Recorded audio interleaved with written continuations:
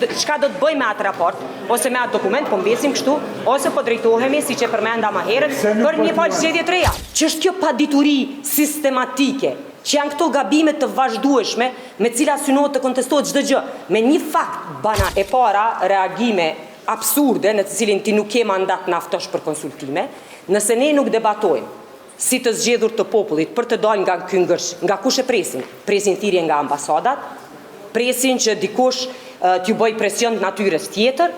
Është absurde ti thonë zoti Dehari, kryesuesi të seancës, ti nuk i drejt naftosh.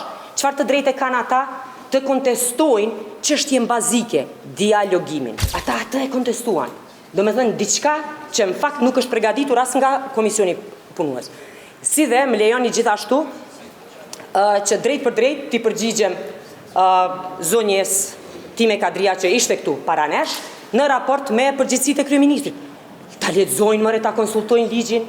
Është shumë i qartë ligji mbi qeverinë, i cili tregon kompetencat. Qeveria në detyrë nuk mund të emëroj ose të inicojë emrime në pozita të larta, vetëm në rastet ku ato pozita duhet të konfirmohen në kuvend ose duhet të konfirmohen nga presidentja.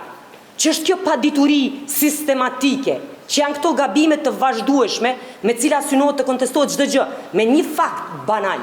Pse shkon kryeministri apo ministrat në zyrë? Cila është krenaria të zbrazën zyret dhe të mos jenë këta në funksion?